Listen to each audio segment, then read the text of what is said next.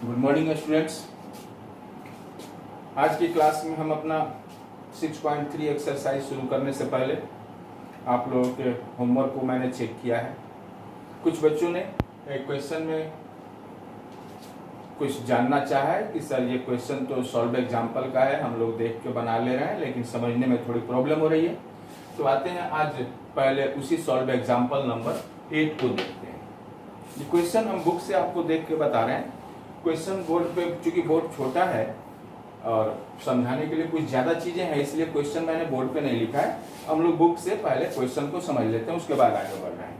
Question है in figure 6.18, ये जो हमारे सामने में एक फिगर है 6.18, इसके बारे में कहा जा रहा है the sides AB and AC of triangle ABC, यानी ABC नाम का कोई एक ट्रायंगल है, इसकी साइड AB को और AC को बोला जा रहा है are produce to point E and D।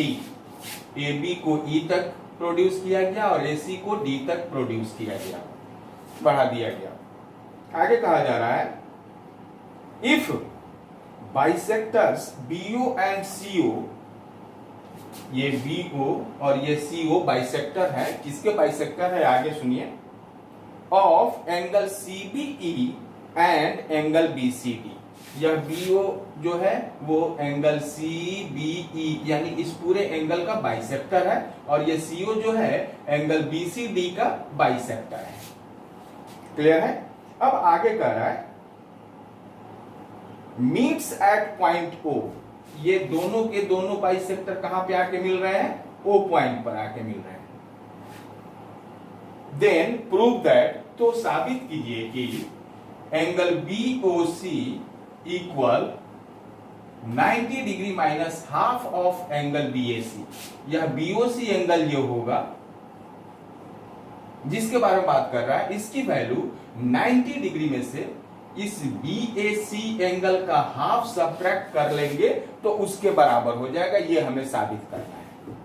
Okay, चलते हैं अपने वर्क को देखते हैं। यहां पर सबसे पहले मैंने आपको अपनी क्लास में बताया है कि हमारे सामने में क्या क्या चीजें दी गई हैं, पहले उसको नोट कर लीजिए, उसके बाद क्या करना है वो उस पर सोचेंगे। तो हमें क्वेश्चन में मिला है कि यह BO और CO बाइसेक्टर है। ओके, तो ये हम लोग लिख लेते हैं BO and CO are bisectors of angle CBO and angle BCO, ये हमें दिया गया है। और ये भी एक बात कहा जा रहा है कि यह ABC एक ट्रायंगल है जिसकी एक साइड AB और एक साइड AC को प्रोड्यूस किया गया है, ये हमें गिवन है। तो अब आते हैं टू प्रूव में, क्या साबित करना है उसे लिख लेते हैं और अब आते हैं प्रूफ में, साबित करने चलते हैं। साबित करने चलते हैं, तुम्हारे पास में सबसे पहले ये पता है कि यह ABC एक ट्रायंगल है। तो ट्रायंगल के ऊपर आधारित हमें एक थ्योरम देखने को मिला है। ध्यान रखेंगे इस क्वेश्चन में केवल और केवल दो थ्योरम की आवश्यकता पड़ेगी, एक लीनियर पेयर ऑफ एंगल्स वाली थ्योरम की और दूसरी angle sum property of A triangle.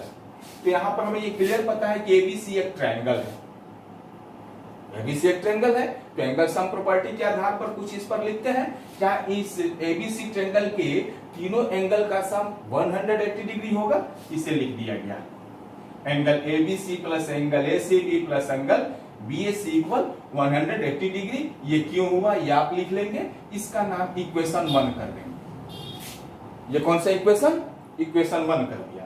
अब इससे आगे बढ़ने के लिए हमारे पास कोई क्लू नहीं मिल रहा है, तो हम क्वेश्चन में ही आगे बढ़ते हैं जिसमें यह कहा गया है कि यह BO इस CBE एंगल का क्या है? बाइसेक्टर है। तो उसके आधार पर हमें क्लियरली पता चल गया कि CBE की जो भी वैल्यू होगी BO उसे दो भागों में बांट दे रहा है। इट मींस एंगल CBO और एंगल OBE ये दोनों आपस में क्या होंगे? बराबर होंगे। लेकिन हमें साबित करना है कि ये 90 डिग्री वाला कुछ पार्ट है, यह एंगल BOC है और ये एंगल BAC है। तो 180 डिग्री की सहायता से हम लोग 90 डिग्री तो मंगा सकते हैं। आगे बढ़ते हैं उस पर 180 डिग्री या तो हमें angle sum property of A triangle में मिलेगा और नहीं तो लीनियर पेयर ऑफ एंगल्स में मिलेगा। तो इसकी सहायता से तो हमें कुछ आगे बढ़ने को नहीं मिल पा रहा है, तो क्यों ना हम ऐसा करें कि ध्यान से देखेंगे, यदि यह BC इस AE नाम की लाइन पर खड़ी है, जिसे लिख दिया गया BC स्टैंड्स ऑन AE, यदि ऐसा है तो क्या एंगल ABC और एंगल CBE ये दोनों आपस में लीनियर पेयर्स ऑफ एंगल्स होंगे? और यदि ऐसा है तो हम लोग इसे आसानी से लिख सकते हैं angle ABC plus angle CBE equals 180 degree. Clear है? अब हमें चूंकि यहां पर इस BOC की और BAC की बात करनी है, BAC तो हमें यहां पर दिख रहा है लेकिन BOC अभी तक नहीं दिख रहा है। यह BOC हमें ट्रायंगल BCO में मिलने वाला है, तो BCO में मिलने के पहले एंगल यहां पर इस ट्रायंगल के जितने भी एंगल्स हैं क्या उनके बारे में पता कर लिया जाए, तो हमें ये तीसरे एंगल के बारे में पता चल जाएगा। इस नीति पर आगे बढ़ते हुए हम लोग यहां लिखते हैं angle ABC plus angle CB equal 180 degree. अब इस ABC को यदि राइट हैंड साइड में भेज देते हैं तो एंगल CBE यानी ये टोटल एंगल की वैल्यू निकल जाएगी। एंगल CBE इक्वल कितना हो जाएगा 180 डिग्री माइनस एंगल ABC। और हमें तो ये क्लियर पता है कि हमें CBE का आधा एंगल होने वाला है एंगल CBO, दिस एंगल। चलते हैं पहले CBO की वैल्यू पता कर लेते हैं। यदि CBO लिखना है तो यह CBE एंगल का हाफ होगा, तो same half of 180 degree minus angle ABC लिखा जा सकता है इसे ऐसे। और यदि ऐसे लिखा जाएगा तो इसे सॉल्व करेंगे तो यह हाफ इस 180 को 90 डिग्री में डिवाइड करके बदल देगा, और यही हाफ यदि इस माइनस एंगल ABC में मल्टीप्लाई होगा तो यहां पे हो जाएगा minus half of angle ABC। CBO angle की वैल्यू मिल गई, इसे इक्वेशन 2 बनाते हैं। और जैसे यह इक्वेशन हमें मिला है ठीक उसी तरीके से हम लोग यहां पर यह बोल सकते हैं कि BC stands on AD, then angle ACB plus angle BCD equals 180 degree. It means angle BCD equal 180 degree minus angle ACB। और जैसे ही हमें एंगल BCD की वैल्यू मिल जा रही है, इसे हाफ कर देंगे तो क्या एंगल BCO की वैल्यू मिल जाएगी, जो कि हमारे सामने में होगा angle BCO equals 90 degree minus half of angle ACB। Clear है? इसे इक्वेशन 3 में लिख देते हैं। अब जरा ध्यान से देखें, हमारा ये ट्रायंगल का काम हमने पूरा किया, लेकिन इसमें 2 एंगल मिल गए, तो क्या तीसरे एंगल पर कुछ हम दावा ठोक सकते हैं, कर सकते हैं? तो अब इसी को लिख लेते हैं इन ट्रायंगल BCO क्या ये तीनों एंगल का सम 180 डिग्री होगा, 180 डिग्री होगा? लिख लेते हैं angle BCO plus angle CBO plus angle BOC equals 180 degree. और इसे बना देते हैं हम लोग इक्वेशन 4। ये क्यों हो गया 180 डिग्री, इसे आपको लिखना पड़ेगा। ओके,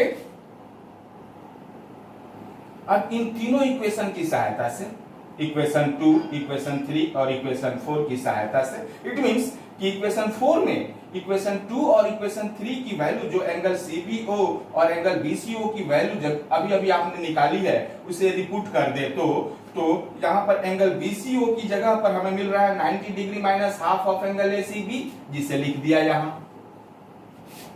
प्लस एंगल CBO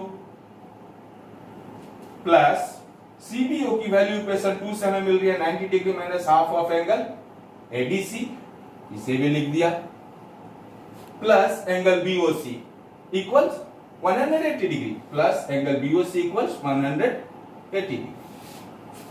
यहां तक क्लियर है? अब हमें BOC यहां क्लियरली दिख रहा है, कोई दिक्कत? ओके, अब यहां हमें एंगल BOC को हम लोग LHS में रहने देते हैं, और LHS में ये 90 degree plus 90 degree equals 180 degree. इस 180 डिग्री को यदि RHS में लेके जाएंगे तो सब्ट्रैक्ट हो जाएगा इस 180 डिग्री से, दोनों 180 डिग्री सब्ट्रैक्ट होके, एक पॉजिटिव और एक नेगेटिव सब्ट्रैक्ट होके क्या हो जाएगा, जीरो हो जाएगा। तो इस जीरो को कैंसिल ही कर दे, हटा दे, और बाकी जो पार्ट है उसे भी यदि हम आरएचएस में लेके जाते हैं तो हाफ ऑफ एंगल एसीबी जो कि इधर सब्ट्रैक्शन में है और हाफ ऑफ एंगल एबीसी भी सब्ट्रैक्शन में है, आरएचएस में जाके क्या हो जाएगा, एडिशन में हो जाएगा। It means angle BOC equals half of angle ACB plus half of angle ABC. आगे इसी को लिखते हैं एंगल बीओसी इक्वल्स, दोनों तरफ से 1/2 यदि कॉमन ले लें तो 1/2 into angle ACB plus angle ABC. इसका नाम दे देते हैं इक्वेशन 5। क्लियर? यहां तक काम कंप्लीट हो गया। तो हम लोग देखते हैं कि यह एसीबी और एबीसी, यह एसीबी और यह एबीसी हम लोगों को फर्स्ट इक्वेशन में मिला था। यहां एसीबी और प्लस एबीसी ये दोनों हमें फर्स्ट इक्वेशन में मिले थे। तो इसकी वैल्यू पुट करने के लिए हम लोग इक्वेशन 1 से यदि इनकी वैल्यू निकाल ले तो काम चल सकता है। यहां देखेंगे यदि एबीसी प्लस एसीबी को एलएचएस में रखने दे और एंगल बीएसी को राइट हैंड साइड में लेके चले जाए तो यह एंगल बीएसी 180 डिग्री में से माइनस हो जाएगा, सब्ट्रैक्ट हो जाएगा। तो यहां पर angle ABC plus angle ACB equal 180 degree minus angle BAC हो जाएगा। या बीएसी भी हमारे क्वेश्चन में है प्रूव करने के लिए। तो आते हैं यहां पर उसी चीज को लिखते हैं, but from equation 1 angle ACB plus angle ABC equal 180 degree minus angle BAC. Okay, अब इस वैल्यू को एसीबी प्लस एबीसी की इस वैल्यू को यदि हम इक्वेशन 5 में पुट कर दे, रख दे, तो ये बन जाएगा, ऐसे इसको लिख देते हैं, putting this value in equation 5। तो ये हमारा हो जाएगा एंगल बीओसी इक्वल्स हाफ, और ब्रैकेट में जो हमारा angle ACB plus angle ABC हो रहा है तो उसकी जगह पर क्या अब 180 डिग्री माइनस एंगल बीएसी लिख सकते हैं, लिख लेते हैं 180 degree minus angle BAC. Then हमें मिल रहा है angle BOC equals 90 degree minus half of angle BAC.